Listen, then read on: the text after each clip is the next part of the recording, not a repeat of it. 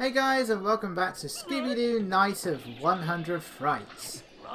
In the last part, we began our cleanup and we started going through all of Mystic Manor. Well, not all of it, we went through like the upper areas.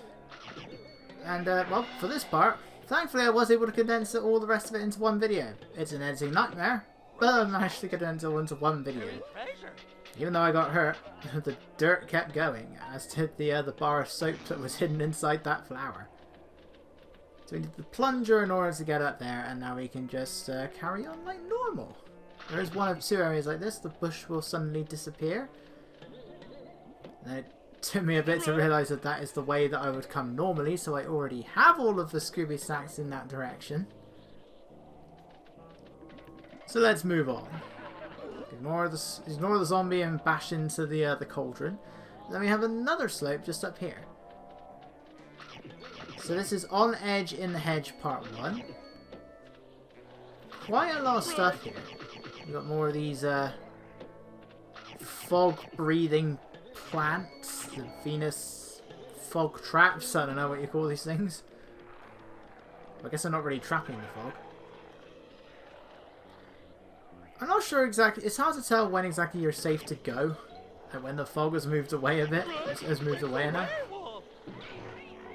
But you don't even get that much time to grab that Scooby Snack, and for some reason that fog suddenly just became really bright. I don't know how that just happened. Right, so try not to miss anything while you're jumping down that cliff top, whatever you want to call it. On Edge in the Hedge Part 2. Need the galoshes for this one. Bit of trouble getting that last Scooby Snack for some reason.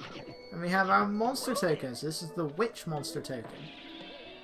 So kill the spiders, grab the token, da da da da da da da da da da da da da da, and then it falls down the pit and respawns back at the end. It's a Mean Greenhouse Scooby Part 1. As long as you break through one of those crates, you will break them all. So get up here, and then this part's a little bit tricky because you've got these platforms moving from side to side. They're a bit on the small side as well, so it's a little bit tricky. It's nothing too bad, but you could probably manage. You probably might be. Well, not this one. This one's way too wide, but you could probably get across most of this just by using the umbrella. Then once you get over there, double jump and glide for the Scooby Snacks, and there we go. Only needed to go into Part 1. Speaking of Part 1, chills and spills on the haunted hills. So this one actually has a lot of Scooby Snacks that we couldn't get to last time. Because one requires the bubble power-up, the other one requires the bubble power-up. They both require the bubble power-up. So it takes a while. I don't know what causes these enemies to fall down. Right in the ass. Right, should have gone to that flower.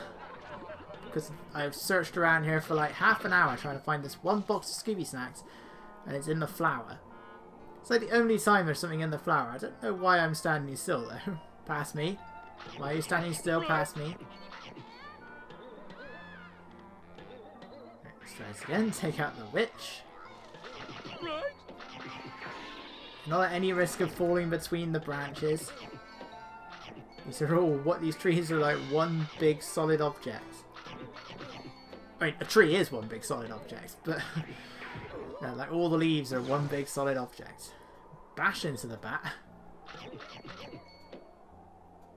Oh no, I missed. Luckily he's just high enough to get eventually. There we go. And now glide over here. Glide over here. And we can get ourselves our box of soap bubbles. Isn't that nice? Well, you're never going to be at risk of running out of these things because it's not long. Once you've used the chewing gum or the soap bubbles once, they're more likely to appear out of an enemy than the food is. So it only takes I don't know how much they fill it up by. I think it's like 4 or 5. You've probably used 1 or 2 soap bubbles just for 1 bar of soap by that point, so you're never gonna be at risk of ever running out of the gum or the soap. Not that way. Keep going. Bounce onto jumping on these tables that for some reason make a strange noise. Right. This one's kind of tricky. This guy does hum as he's walking along. No idea what he's saying. I don't even know who he is. Like, what is the Scarecrow from? He's obviously from an episode of Scooby-Doo, but I don't know what episode of what series. Because I'm pretty sure I've seen every episode of Where Are You and the Scooby-Doo show. It's the others I'm less familiar with. 13 Ghosts of Scooby-Doo was never even finished at first. Like, it wasn't until I think last year that it finally got, or a couple years ago, whenever it was, that it was finally finished. Because they only ever captured 12 of the 13 ghosts. It's like, how do we even get to that point? Surely you've already made the episode, right? It's like, how did that happen?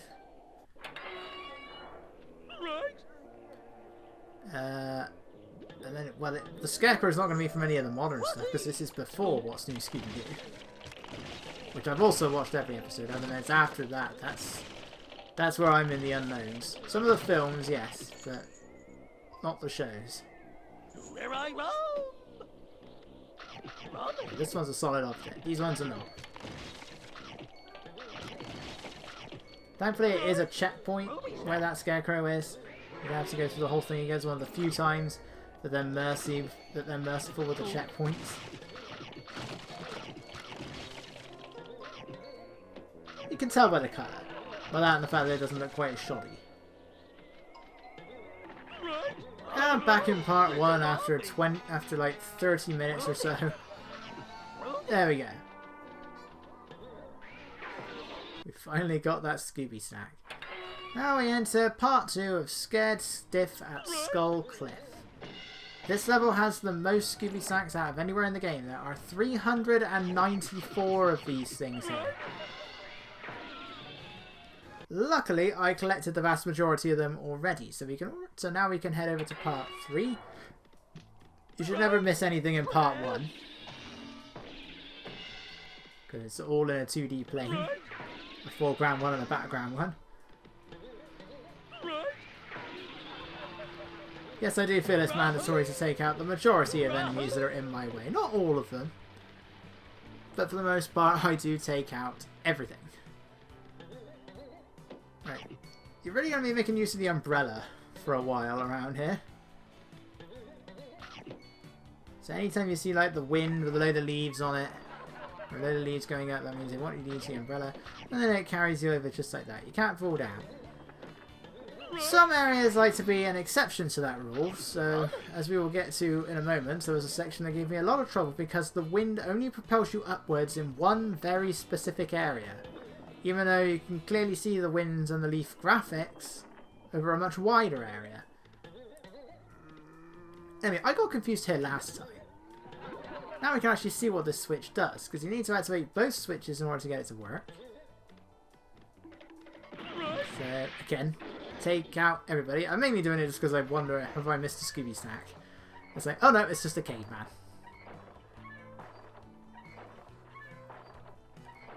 So get over to our hidden platform. It's got its own guardian.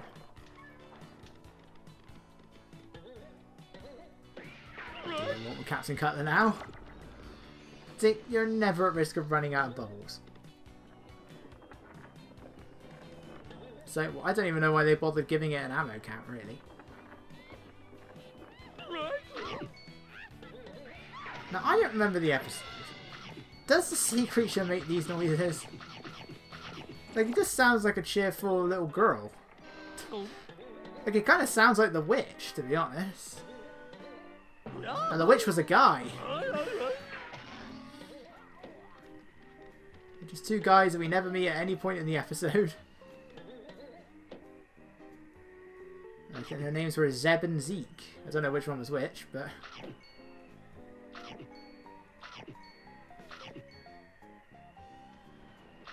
It's like they found that they got this armoured car in the ground. See, this is the part that gave me trouble. It's like you have to be in this very specific spot. You can see the wind goes on much further away, but you have to be in that one specific spot in order for it to actually propel you upwards.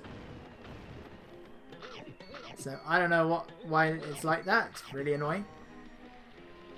A lot of Scooby Snacks just up here. And what a way to finish, just outside of Skull Cliff. We got all the stuff on the inside. So now we can head into part 2 of Misbehaving, apostrophe question mark, calls a cave-in. Rummy. I think we can probably get an idea of what we need to do here, so don't have to take him out, but considering where he's going, it's probably easier that you do. And then we can do this. Hit the switch, and it will cause these rocks to rise up. They're the same rocks we have to knock down a bit further on level. By a bit further on, I mean just to Scooby's right. Those ones right there. Still slippery on the top. And at the end of the really annoying room, which I played on my first try, and is way easier when you don't have Scooby Snacks to worry about. Somehow I missed this. Scooby Snacks. And that's it. That's Misbehaving, apostrophe question mark, calls a cave-in. Right. Now that guy's wondering what the hell he's doing. He's pondering what he should do in the afterlife, so he's just going back and forth. Do I go in the water or stay out of the water?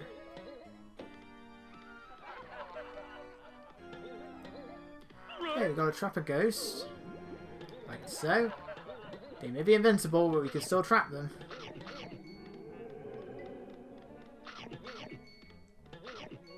And this is where all of the Scooby Snacks are for this one. Was there a tight spot for a grave plot?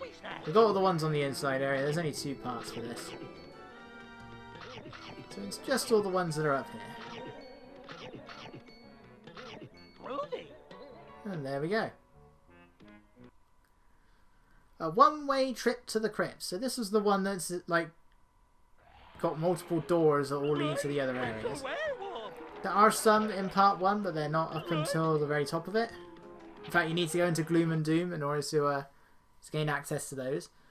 But a one-way trip to the crypt part 2. So we couldn't do much in here. Look, why is there a ghost in here? It's like, we've made an invincible enemy. Let's spam the hell out of it. And a gargoyle. Isn't that lovely? A lot of wind in some specific spots in here, so you need to use the umbrella to glide to all the Scooby Snacks. There we go. I hope you don't mind the fact that you constantly have that sound effect every single time you grab the Scooby Snack. But in the end, it's not much different from having a sound effect for grabbing coins in Mario, or rings in Sonic, or Wumpa Fruit in Crash Bandicoot.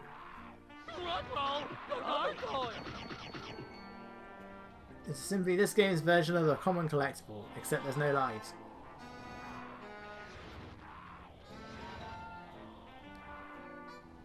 The gargoyle can be a nuisance. And there we go.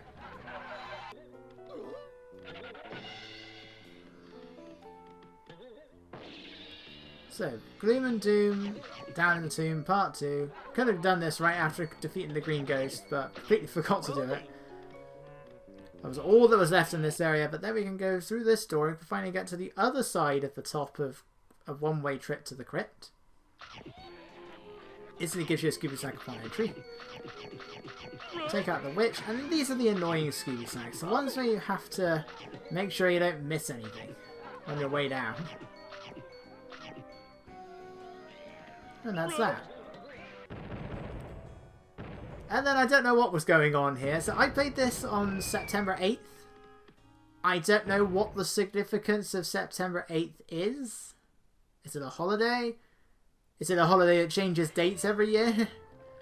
Whatever it is, it clearly isn't something we celebrate in the UK. So I'm guessing it's an American holiday. But yeah, there's like loads of Scooby Snacks inside. This is one of those games that has like Easter eggs when you play it on specific days. Like I think there's snow everywhere if you play it on Christmas. There's a New Year one. I think there's pumpkins around if you play on Halloween, despite the fact that it's a Scooby-Doo game. It pretty much is Halloween.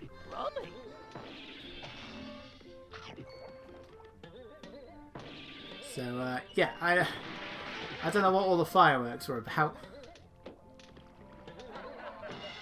What is the significance of September 8th? Or at the very least, what is the significance of September 8th, 2020?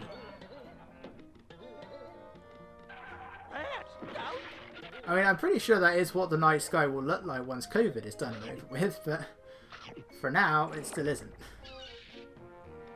Try not to grab a hold of that pelican. I mean, if you haven't gotten the Scooby Snacks for the pelican yet, feel free. But we already did. So let's just make our way to Shock on the Dock Part 2. We also got ourselves another box of bubbles. Whether or not I grab all of the bubbles and the chewing gum is something I'm not sure. Because for one thing, the numbers aren't even. Now you see it's 10 to 6 there. And then they're not going to be even by the time I finish either. So I must miss one of them. Again, I don't know if it counts if you grab one prematurely before getting the power-up itself. Judging from the amount of bubbles I had at the start, I'm going to assume it does, because I did grab the bubbles by accident in one-way trip to the crypt. And the number was still very low, so I'm going to assume it doesn't work if you grab them too early, which is quite a problem. But why also make them so easy to grab? Like that one in Don't Let Down Scooby-Doo. They give you that one. All you gotta do is just bash through the spider webs. But you do get a chewing gum power up there. The chewing gum power up that explodes into bubbles when you grab it. Right, our favourite level. My favourite level. Fishy clues for Scooby-Doo. Thankfully there wasn't that much to collect here. So hit that switch to lower the conveyor belts. There's one Scooby Snack up there. And then a bit further on we have this one. Now you can glide over to the platform perfectly fine, but you need to hit the switch, which turns on the fan, which is supposed to help you get over there, even though you don't need it. And then that will turn on the platform. Even though it still doesn't move until you're actually on the platform. I guess maybe it's just supposed to be there to teach you that the platform is there. Because it is hidden off screen, so I guess that makes sense. It's a bit weird that I also need to hit the switch to activate the platform.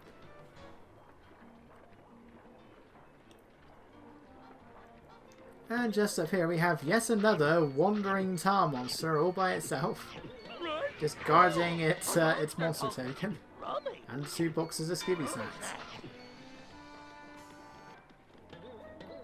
Right, in part 2, I couldn't quite reach this area. We managed to get all the other stuff on these upper areas. We can get to this one. Just for this one box of Scooby Snacks and a couple of Ghost Divers right in the ass. That is satisfying to hit them right in the ass. And in part 4, quite a few enemies here. We got 1 caveman and 3 gargoyles. The gargoyles just always seem to be in such random places, but then again, so do the cavemen. Quite a few things up here. I did not need to swing on these, we already got all of this. What we do need to do, however, is get onto this platform. And then jump and glide our way over here.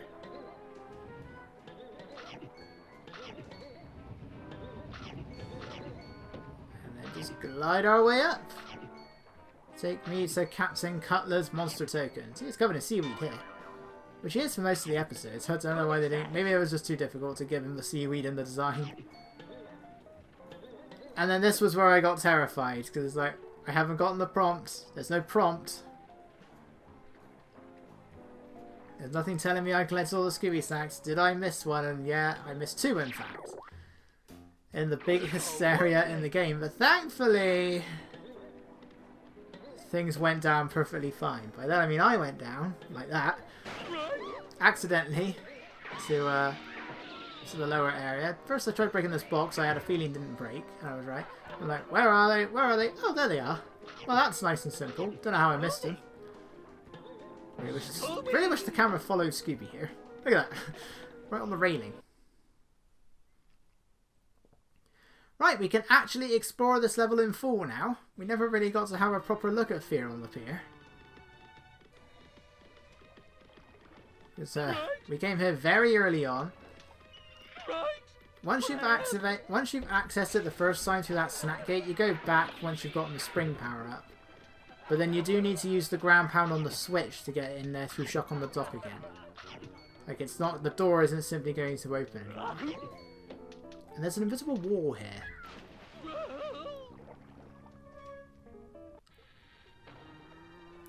But the rest of Fear on the Pier was all covered in tar. But now that we have our galoshes, we can actually explore the place in full. I could have come here earlier on, but I didn't really see a point in doing so because you also need the ground pound for a lot of it.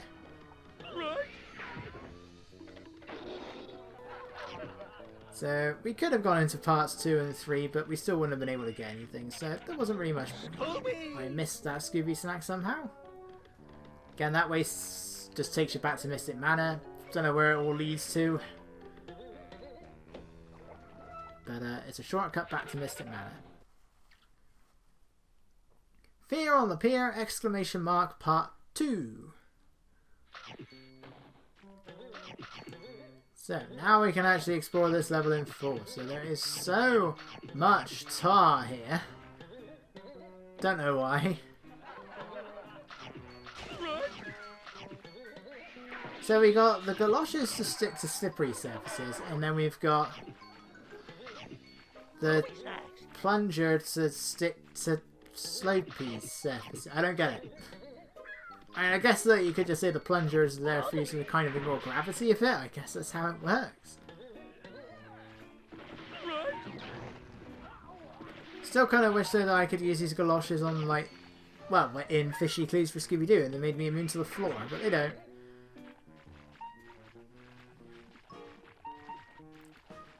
But yeah, there's some breakable platforms. You need to use the ground smash in order to get through these. You are going to want to go through them on the right end. So just jump in this mass. Takes you to a few Scooby Snacks. You're perfectly fine in here. There's nothing to worry about. It's not going to fall down into the water. Make sure you grab the Scooby Snacks on the way down and then just make your way along the sinking boats. Which, despite having a load of water coming out of the top of them, only sink when you're standing on them.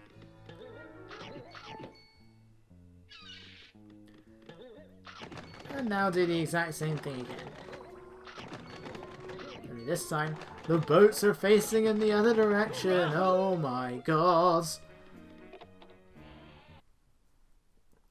Fear on the Pier! Exclamation mark part 3.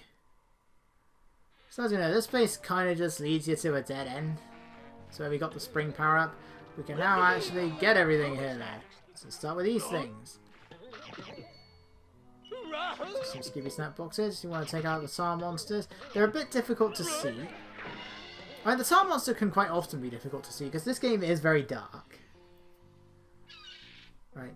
You don't need to worry about swinging left and right on this guy or anything like that. Just let him carry you. I'm pretty sure the bill only fills up when it's full of water. Is this thing just carrying a load of water in its mouth? Whippy! Right, we've got some ghost divers up here.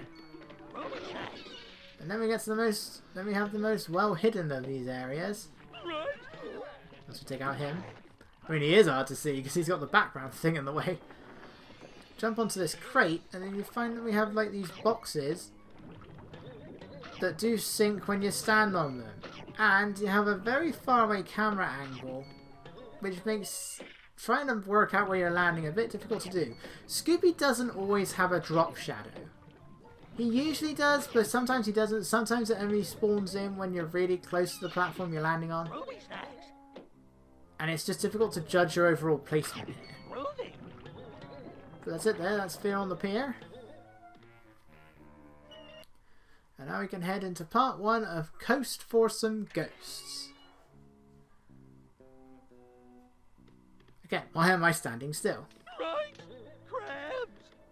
Right, so you got a lot of these things where you have the Scooby Snacks, you got to ride the wind current up, using the umbrella, just to grab the Scooby Snacks. They don't all have Scooby Snacks on them, this one only had a sandwich. As did that one. And that one. And I already have all of them. I don't know what the point of this is. Like, you can't even stand on it. What is the point of that?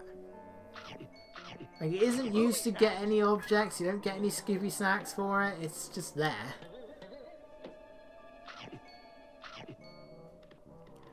Right, that's that part. And even though this one doesn't look very steep, you still need to have the plunger upgrade to do it. This one, on the other hand, is kind of tricky. So, you've got to go over to where that gust of wind is. I assume this is the right way of doing it. And you've got to pretty much get the maximum height possible. Otherwise, you're not going to grab the snacks. So let's try that again. Still no. You've also kind of got to make sure you get in the right position. Let's go higher still. Boy, this thing takes me a long way. Ruby Snacks. And that's that. I'm going the wrong way here, but yeah, let's just go over here just so we can murder Captain Cutler and a crab. Oh no, the crab lives. Right, this is one of the like the only time in the game we actually have an enemy spawner. So the crabs are going to keep coming out of this thing.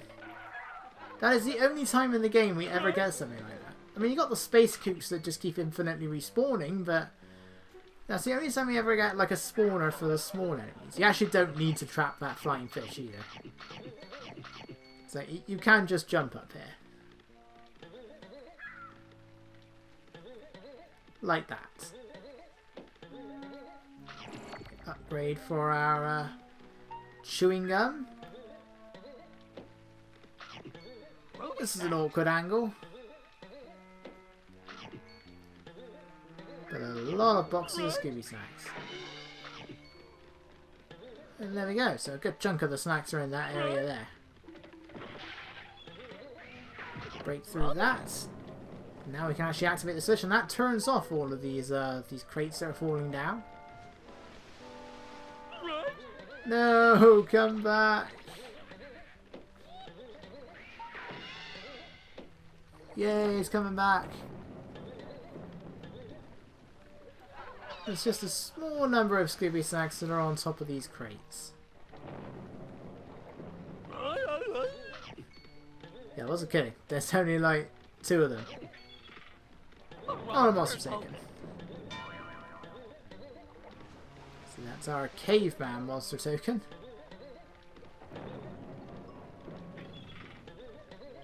So now we can continue on to... I've forgotten what level this is. Christmas and Ghosts, what am I talking about? Try not to do that. So because the charge and the ground pounder are the same button, I did that by accident. I landed on the thing landed right on the switch, right on the barrel of fish, right as I pressed the button. So that was some unfortunate timing.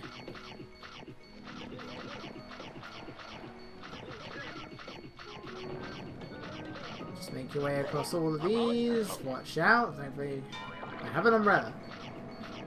And that's our sea creature monster token. Lighthouse Fright House Part 3. We got all the snacks in parts 1 and 2. This part's kind of tricky though, and also contains some very annoying camera angles that pretty much prevent you from being able to see where you're supposed to be going.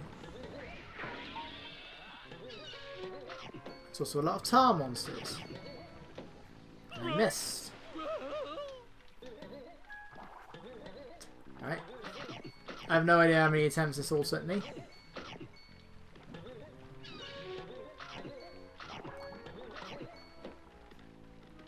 Right, so now we... Oh, but this is padding out this area. I mean, this entire area is padding. Like, you never have any reason to come here. This is simply for Scooby Snacks. You will never have any actual reason to come here. Right, what you want to do is you want to get up there. The camera angle really doesn't make that very clear. And there's something up there to tell you need to be there. I guess maybe the ledge is just lower down than all the others, and that's your clue. So trap the tar monster, and now it gives me this angle. That's all the snacks. However, there is a soapbox just over here. Again, lovely camera. Guarded by crabs. 6, 7. Diddly-ling.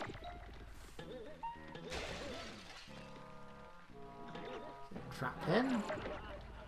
And there we go.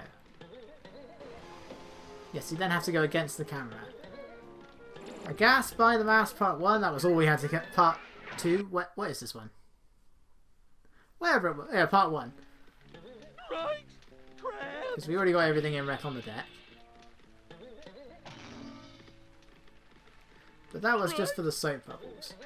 Right, so we're back in the worst area to get the Scooby Snacks in, but thankfully we've dealt with all the annoying ones. So you need to activate the switch. Well, you need to activate the switch to open the door. That's got nothing to do with this over here. Trap the witch. Make your way up here, grab Redbeard's monster token, and then grab the Scooby Snacks. And then I actually missed one Scooby Snack just while coming down here. Die, caveman, die. I mean, that's not why I came back up here, but it's just up there. Let's just have one last quick look. There it is. And that's all the snacks in this nightmarish place. Right, and because we got everything in Shiver Your Timbers Scooby, we are now in... I had a hell of a hard time getting all the Scooby Snacks and Creepy Crawlies. So we are actually in Gusts Abound Underground. That's a very annoyingly placed snack box that I swear wasn't there before, but you have to get between the acts. This one's a little bit tricky as well, so this is in part 2. That was the wrong side. There's this one lone Scooby Snack that's kind of just off this, off to the side of the other Scooby Snacks. Scooby! Like that. Rudy! I hate when games do that. Right. Who's yellow in the cellar? So remember this room? Well, now that we have the bubble power up, we can actually hit this switch. Right. So trap a ghost. Hit the switch. Turns out that was not where the Scooby Snack box was. It's actually where the Spooky Space Coop's monster token was. The snack box is actually up here. Again, trap the Space Coop. Hang on to this thing. Get the absolute maximum out of your jump, and there we go. And back in Creepy Crawlies in the hallways, which was giving me a very hard time. One of them is actually located right at the entrance to the secret lab, so you can't get this until you've gotten all of the power-ups. Trying to get these bats in these bubbles is really hard to do without getting hurt.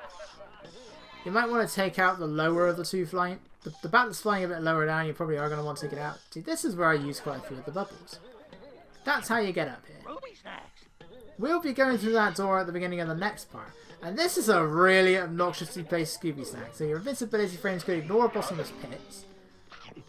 But why put this here? Do they deliberately want you to get hurt so you can grab that box of Scooby Snacks? That's a really stupid place, but that's it. That's all the Scooby Snacks, all of the monster tokens, all done. What do they do? We'll find out in 2 parts time. Next up, the Mastermind. So see you guys then.